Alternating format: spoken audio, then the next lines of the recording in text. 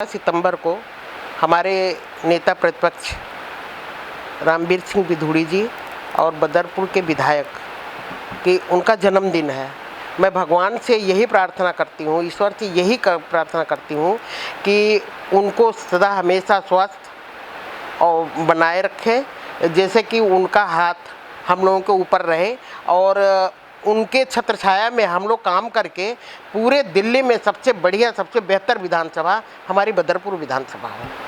तो जैसा कि अभी मैम ने बताया कि 11 तारीख को रामवीर सिंह बिधूड़ी जी का जन्मदिन है, तो राइट इंडिया प्लस की तरफ से उनको बहुत बहुत जन्मदिन की शुभकामनाएं। नमस्कार, मैं वंदना अग्रवाल और आप देख रहे हैं राइट इंडिया प्लस। इस वक्त मौजूद हूँ मैं हरिनगर में और हमारे साथ आज बातचीत करने के लिए उषा सिंह जी मौजूद हैं, जो कि बीजेपी की वरिष्ठ नेता हैं।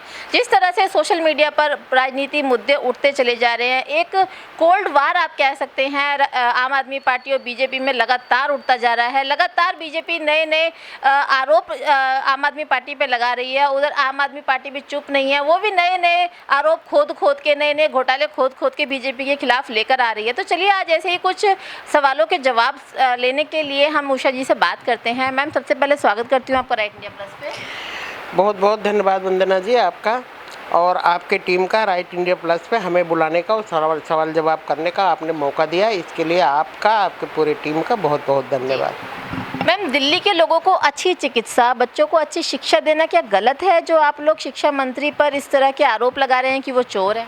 आप ये बताइए, शिक्षा मंत्री को किस चीज़ में चोर नहीं बताएं? उन्होंने शराब की नगरी बना दी, शराब के घोटाले में वो पकड़े गए और सीबीआई जांच हुई, उसमें पकड़े गए वो, तो उनको चोर नहीं बताया जाए तो क्या बताया जाए?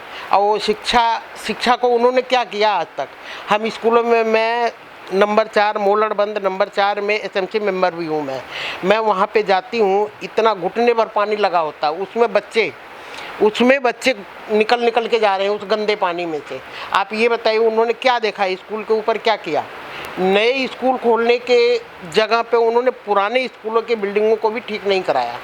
वो सारे कॉलोनी का पानी उस स्कूल में जमा होता है, वहाँ पे इतने मच्छर हैं। मेरे सामने की बात है, गाड़ी आई, खाने की गाड़ी आई, बच्चे प्लेटें ले के गए और प्लेटें ले खाना खा रहे हैं और उस खाने में वो बताइए मच्छर, कितनी गंदगी थी वहाँ पे, इतनी गंदगी थी, इतनी बदबू आ रही थी, इतना बदबूदार पानी था कि वहाँ खड़ा होना मुश्किल था।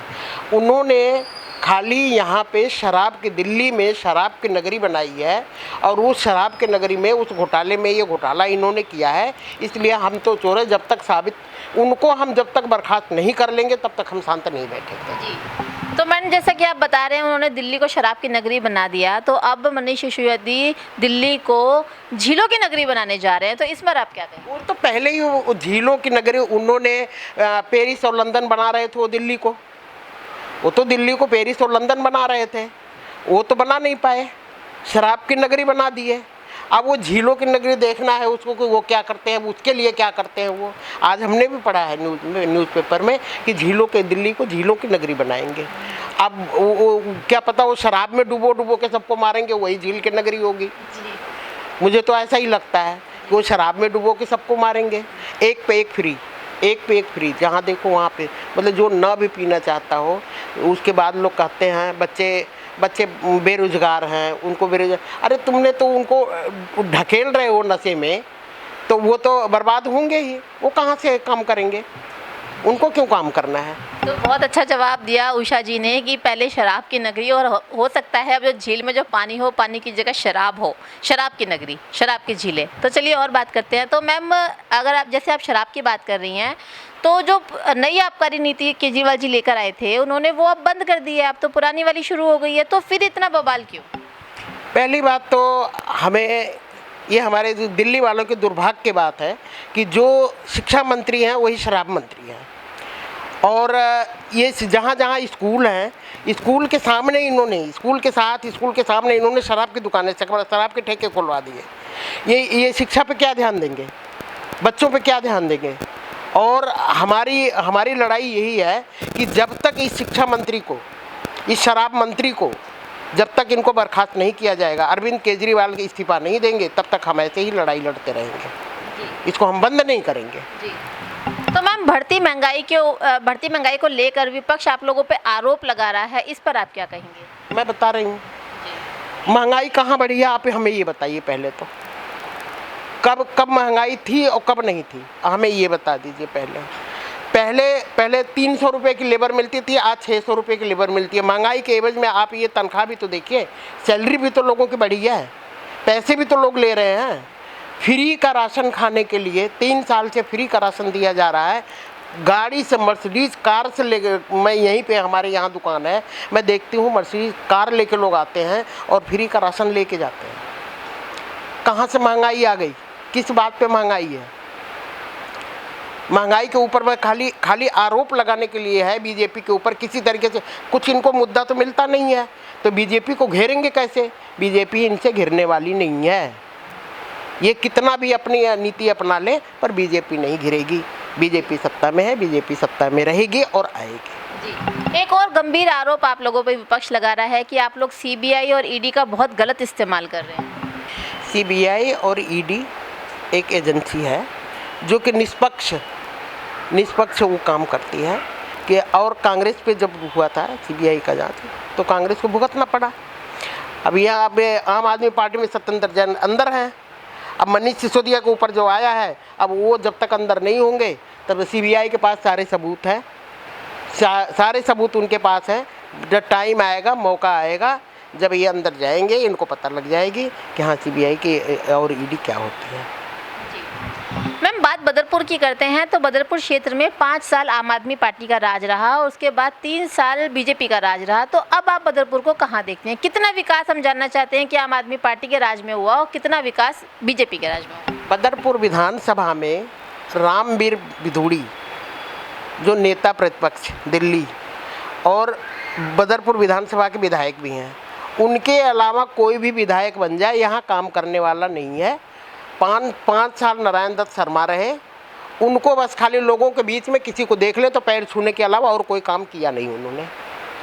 एक न रोड, न एक सड़क नहीं, कोई नाली नहीं, कोई कुछ भी नहीं बनाए, कहीं कुछ भी नहीं हुआ। हाँ, ये 4 डिवाइडर खड़ा कर दिए थे, क्या उससे जाम खत्म हो जाता? कि उससे जाम नहीं खत्म होता। जैतपुर मोड़ का जाम जो था 4 डिवाइडर खड़ा करने से नहीं हो जाता। ये 4 डिवाइडर के अलावा उन्होंने कोई काम किया नहीं 5 साल में। अब 3 साल में जो काम हुआ है वो सबके सामने है, सबको दिखाई दे रहा है कि 3 साल में रोज़ कहीं ना कहीं उद्घाटन है, रोज़ कुछ न कुछ काम का उद्घाटन हो रहा है। जो उद्घाटन होगा तो काम होगा। बदरपुर विधानसभा में पहले भी जो 5 साल पहले जो विधायक थे उनका काम तो आप लोगों को मैंने बता दिया। और अब मैंने देखा कि नारायण दत्त के टाइम में पानी की किल्लत होती थी, आज जगह जगह बोरवेल लगते, जगह जगह पानी की समस्या दूर हो गई। बड़े बुजुर्गों को, बच्चों को खेलने के लिए, मॉर्निंग वॉक के लिए पार्क बन गए। इतने सारे मतलब जितना पोल्यूशन होता है, पेड़ पौधे लगाए गए। ये सब किसका काम है? रामवीर सिंह बिधूड़ी का, जो विधायक है यहाँ के और विकास पुरुष के नाम से जाने जाते हैं।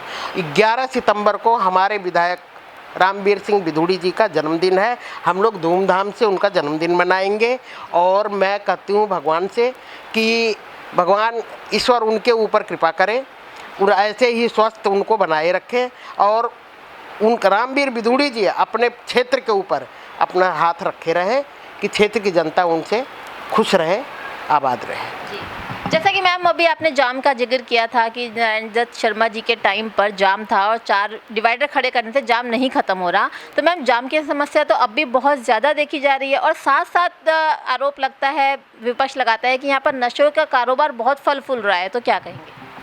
देखिए, जाम की समस्या, एक तो जो लोहिया पुल पे जो जाम लगता है वो तो जो बन रहा है हमारा पुल, जो फ्लाईओवर बन रहा है उसकी वजह से लगता है।